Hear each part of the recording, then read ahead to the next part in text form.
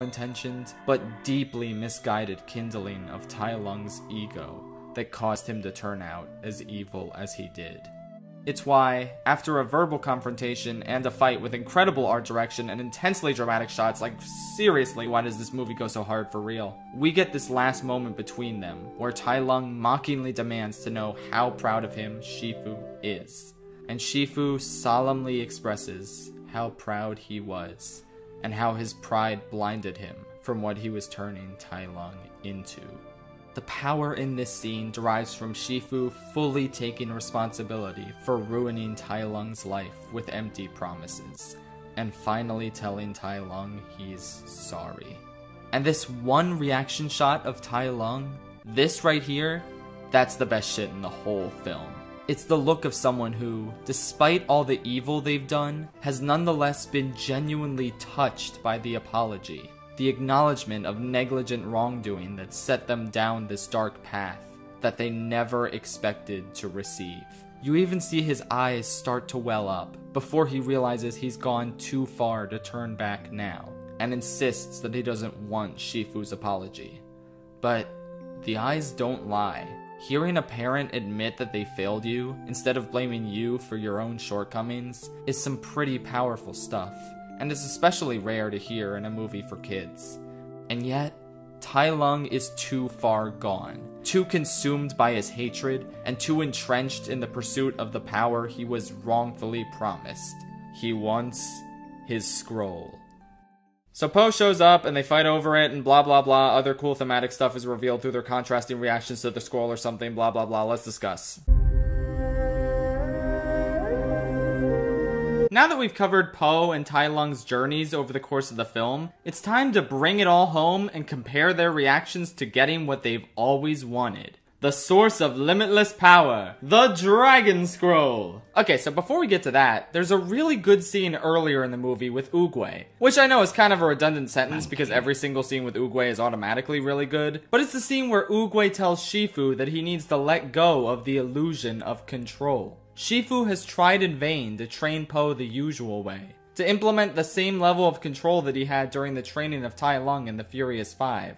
And it hasn't worked out. Bonk! But, through this clutch-ass peach tree metaphor, Oogway lets Shifu know that he needs to be patient. He can't make a peach tree blossom when it suits him, nor bear fruit before it's time. But Shifu's like, well actually, I can control where the fruit will fall and where I plant the seed, so you're wrong, plus ratio, plus you fell off. And Oogway's like, you silly head, that plant is always gonna be a peach. You may wish for an apple or an orange, but you will get a peach. And a peach can defeat Tai Lung.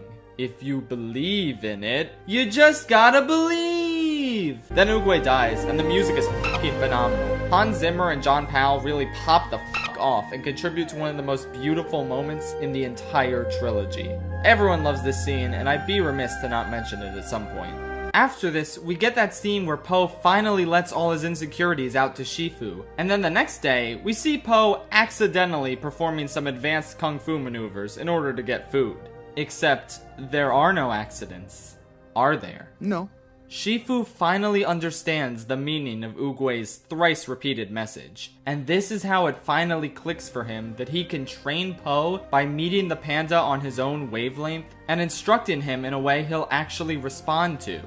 With food. God, I'm fucking hungry. It's almost like different people learn differently or something, and trying to standardize a method of learning will inevitably leave certain students behind. I am going to send the CEO of the American school system a DVD copy of Kung Fu Panda so they can see what a fucking idiot they are. Sorry, what was I saying? Oh yeah, this is the first indication of the potency of the movie's message, which essentially boils down to what makes you different makes you special. It's a pretty standard message on its own, but the way it's presented in this movie really does feel fresh and unique. Po's distinct love of food, his round physique, and his boundless optimism against all odds all come in handy for him as he manages to beat his master in a kung fu dumpling battle. And then after winning the dumpling, he says he's not hungry. A subtle callback to Tigress saying the dragon warrior can survive for long periods of time without eating. Or maybe he just didn't want to eat the dumpling because it was bouncing around everywhere and it's probably really gross now. That's probably the reason. I'm trying to watch my calorie intake. Either way, we've seen Po go from complete embarrassing novice to someone who's actually pretty capable in the art of Kung Fu. All because Shifu adapted his training method to what worked best for Po, and what brought out Po's unique inner strengths. And after the 5 return home defeated, it becomes clear that in order to beat Tai Lung, it's time for Po to learn the secrets of the Dragon Scroll and become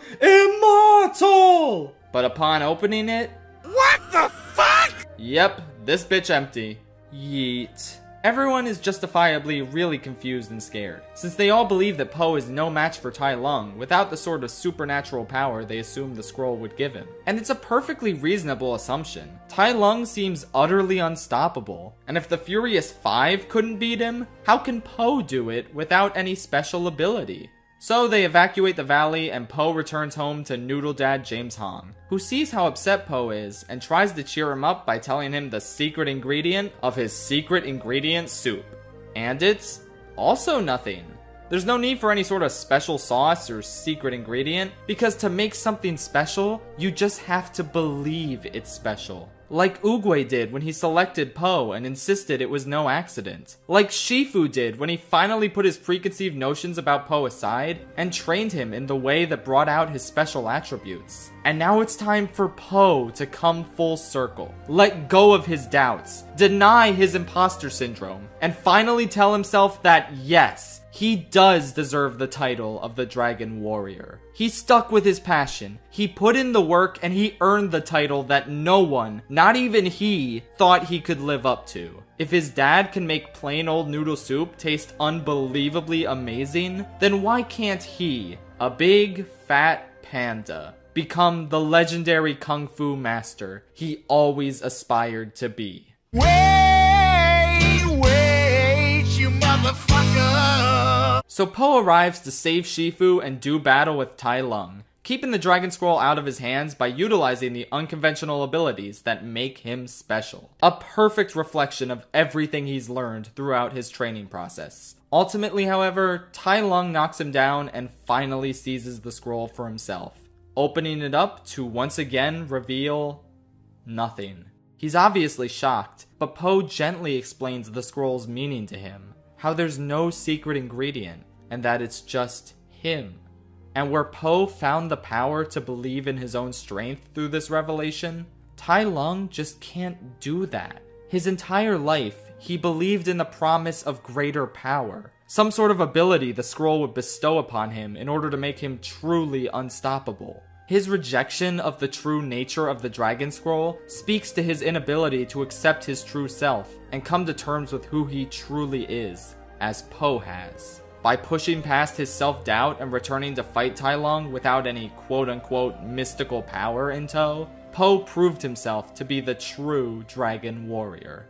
And by rejecting the scroll's message as it was explained by Po, Tai Lung proved that the title of Dragon Warrior is something he could never live up to. He instead relentlessly attacks Po, ultimately failing to defeat him due to a combination of Po's unique special attributes. He's too flabby for Tai Lung's nerve attacks to do any damage, something that was foreshadowed earlier when Mantis couldn't find his nerves while doing acupuncture. Po also uses his girth to knock Tai Lung around in unconventional ways, and ultimately finishes with the iconic whooshy finger hold, something he picked up the knowledge of through his insane levels of dedication and passion to the art of Kung Fu. Skadoosh indeed. I guess according to the third movie, all this did was send Tai Lung to the spirit realm, but I kinda like the 8 Years of Bliss where we thought Po literally just murdered Tai Lung. That's just me though. And the ending is so wholesome and rewarding. It's so great to hear the 5, most of whom belittled him over the course of the movie,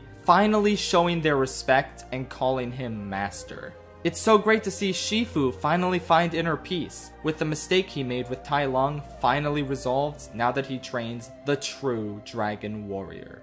There's even a cute, imaginative 2D credit sequence, with a similar art style to the opening dream sequence of the movie. And a post-credit scene?